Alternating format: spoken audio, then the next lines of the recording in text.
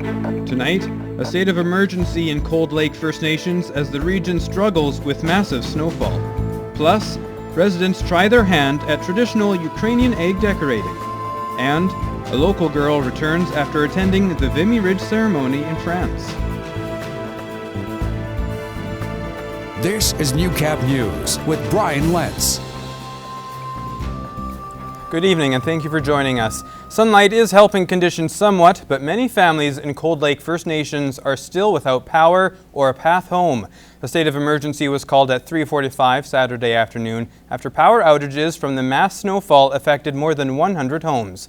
This video shows how the weather has affected road conditions, which has made driving impossible for many. The road conditions were so bad, the snow was so heavy that they had to use 4x4s. And people that had cars, they couldn't even move. Some power has been restored, but many residents are still at hotels. The Marriott Hotel alone filled up 78 rooms. The ones that could go home, that the power is being restored, could go home. But the ones that cannot go home, they're going to continue to stay at the hotel. Road work is still ongoing. And one kind of Easter egg Lloydminster families won't be surprised to see this holiday are the ones they've created themselves. Dozens of families braved the snowy conditions yesterday to try their hand at Pysanka and dip dyeing at the Cultural and Science Centre. It's blending art with a cultural tradition. The annual Easter egg decorating draws hundreds of people each year, which Natalie Clisdale says is due to a deep Ukrainian heritage. The reason why we do it is this area, the Lloydminster and region area, was emigrated by Ukrainian population a long time ago, and a lot of those families are still in the area. She adds Pysanka, which uses hot wax and dyes to create designs on an egg, is an art form many people don't have access to. Some of them haven't done it like when they did them when they were kids and haven't done it in a long time, and they've sort of lost that connection with grandma and grandpa. And then sometimes people have never heard of it and yet have the Ukrainian last name. Robin Prokop has been coming to this event for years to spend time with her daughters. I really enjoy having a tradition with my girls growing up that they know every year that we do our eggs at home. We do our eggs here at the museum. Prokop says the event is about much more than just creating a new egg each year. The quality time with them, especially when they start getting older and they don't want to maybe spend as much one-on-one time with you. It's undivided, no electronic event, that's for sure.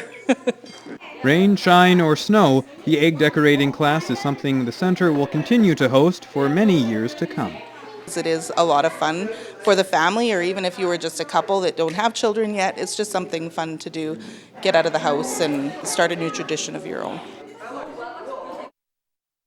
And the 100th anniversary of Vimy Ridge, broadcast live around the world last week, touched the hearts of millions with stirring tributes to those who sacrificed their lives in that battle. One Lloydminster area resident witnessed that ceremony from the front row, and as Josh Ryan explains, it's an experience she shall never forget.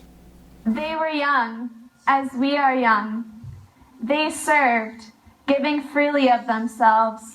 Easter weekend is a time for many post-secondary students to relax and catch up with family. For Taylor Greening, it comes after a whirlwind trip to France, where she had as close a view as anyone at the 100th anniversary of Vimy Ridge. And just to see everything and experience, it was very emotional for me, just remembering all the veterans and all those people that sacrificed their lives. Greening was one of 26 Youth in Canada representatives as an alumni of the Encounters with Canada program. She met with veterans, visited gravestones, and sat at the very front of the historic ceremony. Some of the singers and just some of the speeches that our leaders gave was pretty incredible. Greening has long had a fascination with history, and her participation has furthered her belief in remembering those that have gone before us, something very present while reciting the commitment to remembrance.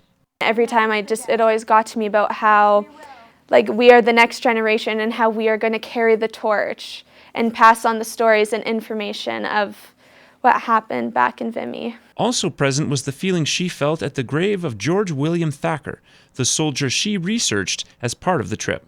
After that, I had to go and film the Commitment to Remember, and I just was thinking about him, all the soldiers in general, but especially him, just because I knew he was right there. And like the rest of that experience, Greening says those memories have shaped her as a person moving forward. What our soldiers fought for and what they sacrificed. Because, yeah, it definitely changed my perspective, yep. We will remember them. Josh Ryan, Newcap News.